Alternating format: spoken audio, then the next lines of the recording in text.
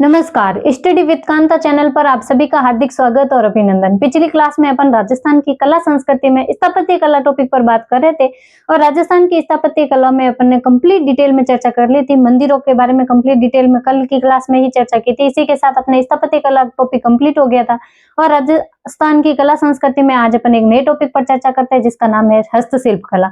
हस्तशिल्प कला के बारे में आपको याद रखना है क्योंकि अभी करंट में बहुत सारे प्रयास किए जा रहे हैं अपने सरकार के द्वारा भी हस्तशिल्प को बढ़ावा देने के लिए। और इसके अलावा अपने 5 जीआई टैग भी अभी दिए गए थे, तो उसके साथ ही अपने 21 जीआई टैग हो गए। 5 हस्तशिल्प कलाओं को अपने जीआई टैग मिले हुए हैं। इसके अलावा आपको याद रखना है कि अपने हस्तशिल्प नीति जारी की गई थी 2022 में 17 सितंबर को। और इसके अलावा अपने प्रदर्शनियां और मेला भी आयोजित किया जा रहा है और अपने राजविका संस्था के द्वारा राज्यस्थली नाम से इसके हस्तशिल्प कला के विपणन के लिए कार्य किया जा रहा है। और इसके अलावा अपने मेला भी अपने लगाए, प्रदर्शनी भी अपने पश्चिमी उद्योग कला महोत्सव के नाम से अपने रावण का चबूतरा जोधपुर में लगाया, जो कि अपने 9 जनवरी से लेकर 19 जनवरी तक रहने वाला है हस्तशिल्प कला को बढ़ावा देने के लिए, जिसका पश्चिमी उद्योग यानी लघु उद्योग भारती जोधपुर है जो अपने इसका संचालन कर रही है। तो लघु उद्योग भारती द्वारा मेले या प्रदर्शनी का आयोजन कहाँ पे किया जा रहा है? अपने जोधपुर में हस्तशिल्प कला को बढ़ावा देने के लिए। इसके लिए हस्तशिल्प अवार्ड भी करंट में बहुत सारे दिए गए होंगे, उनके बारे में भी आपको देखना होगा क्योंकि करंट से भी क्वेश्चन पूछ सकते हैं। आप अपन सब पढ़ के जाए और क्वेश्चन अगर करंट से पूछ ले हस्तशिल्प कला अवार्ड किसको दिया गया तो वो आपको याद रखना है। ठीक है, आप देख लेना एक बार करंट के सारे जितने भी हस्तशिल्प कला से संबंधित अवार्ड है वो सब देख लेना। तो फिर चर्चा करते हैं आज सबसे पहले राजस्थान की हस्तकला।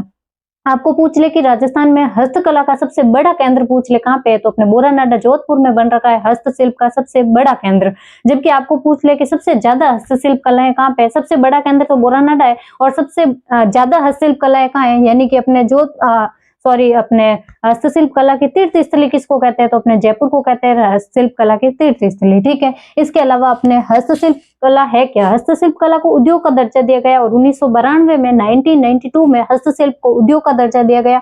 आपको फैक्ट याद रखना है। इसके अलावा अपने इसके लिए कार्य कौन करती है हस्तशिल्प कला को बढ़ावा देने के लिए, तो राजसिको राजस्थान लघु उद्योग विकास निगम राजसिको के द्वारा इसका कार्य किया जाता है इसको बढ़ावा देने का। इसकी स्थापना कब हुई पूछे आपको, तो 3 जून 1961 को 3 जून 1961 को राजसिको की स्थापना होती है और राजसिको ही अपने हस्तशिल्प कला को संरक्षण देने का कार्य करता है। और इसके द्वारा अपने शुरू में तो 3 हस्तशिल्प ग्राम बनाए गए थे, जिनमें थे अपने एक तो हवाला ग्राम उदयपुर, एक पाल ग्राम जोधपुर और एक जवाल कला जयपुर। तो हवाला ग्राम कहाँ पे है पूछे आपको, अपने शिल्प गांव है तो हस्तकला से संबंधित तो उदयपुर में, पाल गांव अपने जोधपुर में और जवाहर कला केंद्र जयपुर में।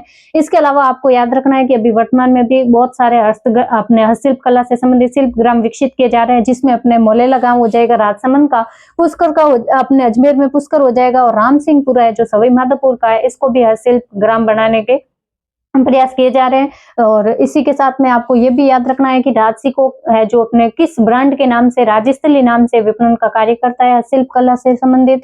और प्रथम हस्तशिल्प नीति कब आई थी पूछे तो 17 सितंबर 2022 को हस्तशिल्प नीति जारी की गई थी। इसके साथ में एक और नीति आई थी, वो आपको कमेंट बॉक्स में बताना है वो कौन सी नीति आई थी। 17 सितंबर 2022 के दिन एक नीति और आई थी। तो प्रथम हस्तशिल्प नीति या नवीनतम भी यही है, 17 सितंबर 2022 वाली अपने हस्तशिल्प नीति है। इसके अलावा अपने 5 हस्तकलाओं को जीआई टैग दिया गया था। अभी हाल ही में अपने राजस्थान की 5 कलाओं को हस्तकलाओं को जीआई टैग दिया गया, जिनमें कौन कौन सी है पूछे आपको, तो सबसे पहली है पिछुई कला। पिछुई कला क्या होती है, तो अपने मंदिर में मूर्ति के पीछे जो पर्दे लग रहे होते हैं, उन पर्दों पर जो कृष्ण भगवान से संबंधित जो चित्रकारी की जाती है वो अपने नाथद्वारा की सबसे ज्यादा फेमस है। तो नाथद्वारा की पिछुई कला को क्या मिला हुआ है? GI tag. कब दिया गया? अभी दिया गया है 2024 में, सॉरी। और जोधपुरी बंदेज, इसके अलावा जोधपुरी बंदेज अपने जोधपुर के, और कोपतागिरी है अपने उदयपुर में, और इसके अलावा कसिदाकारी क्राफ्ट बीकानेर में। ठीक है, इसके अलावा उस्ता कला बीकानेर में। ये 5 याद रखना है। ऐसे पूछ सकता है क्वेश्चन की निम्न में से कौन सी शिल्प कला को हाल ही में जीआई टैग दिया गया या नहीं दिया गया, तो अपने पिछुई कला, जोधपुरी बंदेज, कोपतागिरी उदयपुर, कसिदाकारी क्राफ्ट बीकानेर, इसके अलावा हस्तकला बीकानेर को जीआई टैग दिया गया। ठीक है, इसके अलावा अपने 34वां पश्चिमी राजस्थान उद्योग हस्तशिल्प उत्सव, 34वां है कौन सा? 34वां नंबर का पश्चिमी राजस्थान उद्योग हस्तशिल्प उत्सव 2025, जो कि 9 जनवरी से 19 जनवरी तक अभी चल रहा है अपने करंट में, तो पूछ सकते हैं आपको। तो 9 जनवरी से 19 जनवरी तक लघु उद्योग भारती के द्वारा अपने कहाँ पे, रावण के चबूतरा मैदान जोधपुर में आयोजित किया जा रहा है। इसमें हस्तकला से संबंधित अपने सारी मूर्तियां वगैरह लगाई गई है और हस्तशिल्प कला को बढ़ावा देने के लिए वहाँ पे स्टेचू ऑफ यूनिटी का भी अपने है। इसके अलावा द्वारका नगरी सजा रखी है, आप देख सकते हो आकर के, यहीं पे जोधपुर में ही है। और रावण के चबूतरे में बहुत अच्छी तरीके से वहाँ पे हस्तकला को प्रदर्शित किया गया है। और इसके अलावा राजसिकों द्वारा पुरस्कार दिए जाते हैं अपने हस्तकला से रिलेटेड, शिल्प से रिलेटेड राजसिकों द्वारा कौन कौन से पुरस्कार दिए जाते हैं पूछे तो राजस्थान हस्तशिल्प पुरस्कार और राजस्थान बुनकर रत्न पुरस्कार। राजस्थान हस्तशिल्प पुरस्कार और राजस्थान बुनकर रत्न पुरस्कार किसके द्वारा दिए जाते हैं पूछे तो राजसिकों के द्वारा दिए जाते हैं हस्तकला को बढ़ावा देने के लिए, ठीक है। इसके अलावा आपको याद रखना है भित्ति चित्रण कला। अब सब एक एक को उठा करके चलते हैं, कौन कौन सी कला अपने राजस्थान में फेमस है और कहाँ की फेमस है। तो सबसे पहले भित्ति चित्रण कला।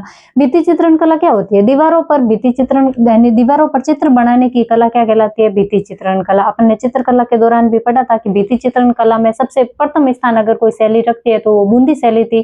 वही द्वितीय स्थान थी अपने शेखावटी की शैली, जिसे ओपन आर्ट गैलरी के नाम से भी जानते थे। तो शेखावटी अपने सेकंड आ जाएगा और फर्स्ट हो जाएगा बूंदी शैली भित्ति चित्र से संबंधित, ठीक है। ये मूलतः तो अपने फारस या पर्सिया ईरान की थी। कौन सी कला? भित्ति चित्रण कला। तो फारस पर्सिया या ईरान की थी, लेकिन अपने मुगल काल में जब अकबर शासक बनते हैं तो अकबर के काल में ये लाहौर आती है और लाहौर से राजस्थान अपन के मिर्जा राजा मानसिंह के काल में आती है। तो लाहौर से राजस्थान जयपुर में अपने मिर्जा राजा मानसिंह के काल में आती है और ये सबसे पहले आमेर में जयपुर में पनपी थी अपने मिर्जा राजा मानसिंह के काल में, ठीक है।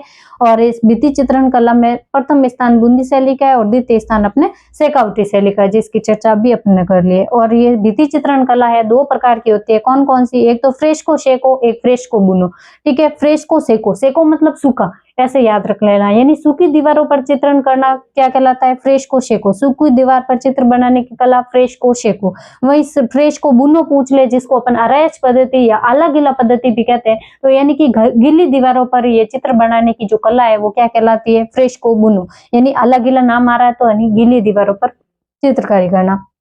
तो ये देखिए गीली दीवारों पर चित्र बनाने की कला क्या कहलाती है? अराइश पद्धति, अलग गीला पद्धति या फिर फ्रेस्को बुनो पद्धति। ये हो गए अपने भित्ति चित्रण कला के दो प्रकार। उसके बाद में आपको याद रखना है, जिले वाइज लेते हैं। सबसे पहले बीकानेर की कलाओं में कौन कौन है? अपने बीकानेर में सबसे पहले तो आपको याद रखना है मथेरना कला। मथेरना कला इसकी चर्चा अपन ने डिटेल में चित्रकला के दौरान भी कर ली थी, जब शैलियां पढ़ रहे थे चित्रकला शैलियों के बारे में, तब मथेरना कला के बारे में डिटेल में चर्चा की थी। वहां से आप वापस देख सकते हो। यहाँ के आपको याद रखना है कौन कौन से मुख्य कलाकार है। अपने रामलाल है, मुन्ना लाल है, हसन है, इनका संबंध कौन सी कला से पूछे आपको तो मथेरना कला से, ठीक है। इसके अलावा सुनहरी पोट्री, जिसे अपन गोल्डन पोट्री के नाम से जानते हैं, ये कहाँ की फेमस है? तो अपने बीकानेर की हो जाएगी गोल्डन पोट्री या सुनहरी पोट्री। इसके अलावा बीकानेर में लकड़ी के कुल्लर उद्योग सबसे ज्यादा कहाँ के फेमस है पूछे आपको तो लकड़ी के कुल्लर उद्योग भी अपने बीकानेर के फेमस है। इसके अलावा मटकियां भी अपने राजस्थान में कहाँ पे फेमस है? सबसे ज्यादा बीकानेर में है मटकी उद्योग, ठीक है। उसके बाद में अपने जोधपुर पर चर्चा करते हैं। जोधपुर में सबसे पहले तो आपको जस्ते की मूर्तियां याद रखनी है कि जस्ता धातु है उसकी मूर्तियां सबसे ज्यादा अपन को कहाँ मिलती है? तो जोधपुर में। इसके अलावा मोचड़ी उद्योग कहाँ का फेमस है? तो अपने जोधपुर में। जबकि आपको पूछ ले मोचड़ी उद्योग तो अपने जोधपुर में, जबकि जूतियां पूछ ले कहाँ की है? तो बड़गांव की। बड़गांव कहाँ पे? नागौर की है। बड़गांव नागौर की जूतियां फेमस है, लेकिन मोचड़ी उद्योग अपने जोधपुर में। तो कंफ्यूज नहीं होना है। जूतियां पर्सनल जूतियां पूछ ले तो बड़गांव नागौर, जबकि मोचड़ी पूछ ले तो अपने मोजड़ी जोधपुर में हो जाएगी। इसके अलावा लकड़ी के झूले सबसे ज्यादा अपन को कहाँ पे मिलते हैं? जोधपुर में। जबकि आपको लकड़ी के खिलौने पूछ ले, इसके अलावा लकड़ी के खिलौने पूछ ले तो सवाई माधोपुर भी आ जाएगा, चित्तौड़गढ़ भी आ जाएगा, जोधपुर भी आ जाएगा। ये देखो यहाँ पे सारे लिखे हुए, देखो जूतिया बड़गांव नागौर में। और लकड़ी के खिलौने जो सवाई माधोपुर, चित्तौड़गढ़ और जोधपुर में देखने को मिलते हैं। कौन से? लकड़ी के खिलौने। ये है अपने लकड़ी के झूले जोधपुर में, तो कंफ्यूज नहीं होना है। बादला कला। बादला कला क्या होता है? जिंक धातु का एक बर्तन होता है जो शीतल, पानी ठंडा रहता है, इसमें जिंक धातु का बर्तन होता है, जिंक धातु का जल पात्र होता है, इसे क्या कहते हैं अपन? बादला। ये कहाँ का फेमस है? क्वेश्चन पूछे हुए है बार बार कि बादला है जो कहाँ का फेमस है, तो अपने जोधपुर का हो जाएगा, ठीक है। इसके अलावा अपने आपको बाड़मेर के याद रखना है। बाड़मेर में क्या है? लकड़ी का नक्काशीदार फर्नीचर पूछ ले कि लकड़ी का नक्काशीदार फर्नीचर कहाँ का फेमस है, तो अपने बाड़मेर का। इसके अलावा ऊनी कंबल, जो कि अपने सर्दियों में प्रयोग की जाती है सबसे ज्यादा, तो ऊनी कंबल है जो अपने कहाँ की फेमस है? बाड़मेर की, ठीक है। इसके अलावा राजसमंद की कौन कौन सी अपने कलाएं हैं आपको याद रखनी है। सबसे पहले टेराकोटा पद्धति। टेराकोटा पद्धति है जो, इसमें क्या किया जाता है कि इसमें मण मूर्तियां बनाई जाती है, मिट्टी से मण मूर्तियां बनाई जाती है। किससे बनाते हैं? मिट्टी और गद्दे के गोबर से। मिट्टी और गद्दे के गोबर को मिला करके मूर्तियां बनाई जाती है और फिर उसको आग पे पका करके इनकी मूर्तियों का, मण मूर्तियों का निर्माण किया जाता है। ये किसमें? टेराकोटा पद्धति में, ठीक है। इसके लिए कौन कौन से गांव फेमस है आपको पूछे तो एक तो है मोलेला गांव। मोलेला गांव राजसमंद में, जो कि अपने शिल्प गांव में भी पढ़ा था कि शिल्प ग्राम में भी इसको विकसित किया जा रहा है मोलेला गांव को। और मोलेला के हैं अपने मोहनलाल जी कुमावत। मोहनलाल जी कुमावत का संबंध भी अपन इसी टेराकोटा से है। किससे? अपने टेराकोटा से, ठीक है। इसके अलावा आपको टेराकोटा पद्धति से संबंधित अपने राजस्थान में और कौन से गांव है? एक हरजी गांव है जालोर में, जहाँ पे अपने मिट्टी के घोड़े बनाए जाते हैं। मिट्टी के घोड़े कहाँ पे बनाए जाते हैं? अपने हरजी गांव, जो कि कहाँ पे? जालोर में। इसके अलावा बू गांव है जो कि नागौर में, ये भी टेराकोटा के लिए फेमस है। बू गांव नागौर, तो बू गांव नागौर, हरजी गांव जालोर, और टेराकोटा जो कि सबसे ज्यादा फेमस है वो अपने मोलेला गांव राजसमंद की है, ठीक है। इसके अलावा अपन को राजसमंद में याद रखना है तारकशी के जेवर। तारकशी के जेवर भी सबसे ज्यादा अपने नाथद्वारा के, पिछुई कला जिस प्रकार से अपने नाथद्वारा से, ठीक उसी प्रकार तारकशी के जेवर भी अपने नाथद्वारा से। तारकशी के जेवर में क्या किया जाता है? चांदी के तारों के द्वारा अपने जेवरात बनाए जाते हैं। तो चांदी के तारों से जेवरात या आभूषण का निर्माण किया जाता है और ये भील जनजाति में सबसे ज्यादा फेमस होता है। भील जनजाति में सबसे ज्यादा प्रचलित है। भील जनजाति के लोग चांदी के आभूषण ज्यादा पहनते हैं, ठीक है। इसके अलावा आपको पूछ ले कि तारकशी के जेवर के लिए प्रसिद्ध कलाकार कौन है? आपने राम स्वरूप जी शर्मा जी है, जो कि जयपुर से संबंध रखते हैं, वो तारकशी के लिए फेमस जाने जाते हैं। कौन? राम स्वरूप जी, जयपुर में है, ठीक है, राम स्वरूप जी शर्मा। इसके अलावा आपको राजसमंद में याद रखना है अपने गुलकंद उद्योग। गुलकंद उद्योग कहाँ का है? तो अपने खमनोर राजसमंद का है। खमनोर राजसमंद में कौन सा उद्योग है? तो गुलकंद उद्योग हो जाएगा, ठीक है। इसके अलावा सिरोही की तलवारें प्रसिद्ध है, आपको पता ही है, पूछा हुआ भी है क्वेश्चन की अपने तलवारें कहाँ की फेमस है? तो अपने सिरोही की, जिसे अपन मानसाई तलवार के नाम से जानते हैं, क्योंकि अपने सिरोही के राजा थे अपने कौन? मानसिंह जी के काल में आई थी, इसलिए इसको मानसाई तलवार के नाम से जानते हैं सिरोही में। और बांसवाड़ा में आम के पापड़ आपको सबसे ज्यादा मिलेंगे। आम के पापड़ कहाँ पे? बांसवाड़ा में। खाना है तो बांसवाड़ा जाना पड़ेगा। इसके अलावा आपको प्रतापगढ़ में याद रखना है, सबसे इंपॉर्टेंट है थेवा कला। बार बार क्वेश्चन पूछा जाता है थेवा कला बांसवाड़ा का, थेवा कला प्रतापगढ़ का, ठीक है। और इसके जनक पूछ ले अपने थेवा कला के कौन है? तो थेवा कला के जनक है अपने नाथूराम जी सोनी। नाथूराम जी सोनी है जो अपने थेवा कला के जनक है। और इस थेवा कला का संबंध है जो अपने सोनी परिवार से है, ठीक है। एकमात्र ये परिवार है सोनी परिवार जो थेवा कला को आगे बढ़ा रहा है। ये अपने बहन बेटियों को भी नहीं सिखाते हैं आगे, क्योंकि ये अपने परिवार तक ही सीमित रखना चाहते हैं। अपनी पीढ़ी दर पीढ़ी इनको बताते हैं और बहन बेटियों को भी इस कला के बारे में नहीं बताते, ठीक है। और हरे शीशे पर सोने की नक्काशी की जाती है। इसमें याद रखना है कि ये हरा शीशा जिस पर सोने की नक्काशी की जाती है, ये हरा शीशा है, कहाँ से मंगाया जाता है ये इनके द्वारा? तो बेल्जियम से मंगाया जाता है, ठीक है। तो बेल्जियम से ये हरा शीशा आयात किया जाता है और इसी पर सोने की नक्काशी की जाती है। और इसमें दो प्रक्रिया अपनाई जाती है, किस कला में? थेवा कला में, ठीक है। एक तो थेरना हो जाएगी, एक वारना हो जाएगी, ठीक है। एक थेरना और एक वारना। थेरना और वारना कला का संबंध किससे पूछे? तो आपको थेवा कला से, ठीक है। इसके अलावा आपको पूछ ले कि जस्टिन वकी नाम का व्यक्ति था जिसने अंतरराष्ट्रीय स्तर पर थेवा कला को पहचान दिलाई थी। तो अंतरराष्ट्रीय स्तर पर प्रसिद्धि दिलाने वाला थेवा कला को कौन था? तो जस्टिन वकी हो जाएगा, ठीक है। इसके अलावा 2002 में थेवा कला को डाक टिकट दिया गया था। तो डाक टिकट कब जारी किया गया था? 2002 में। इसके अलावा महेश जी सोनी है जिनको पद्मश्री भी प्राप्त हो चुका है, इनका संबंध कौन सी कला से पूछे आपको? तो थेवा कला से। महेश जी सोनी का संबंध है थेवा कला से, ठीक है, याद रखना है।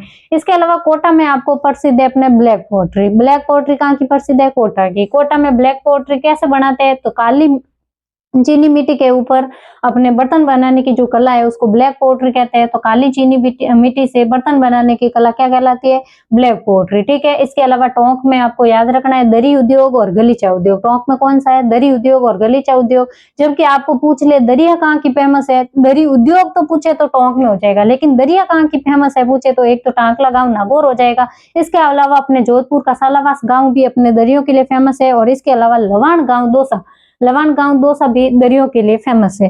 दो तो आपको याद होंगे, टांकला गांव नागौर और सालावास। एक ये भी याद रखना है लवाण गांव दौसा, ठीक है, ये भी अपने दरियों के लिए फेमस है।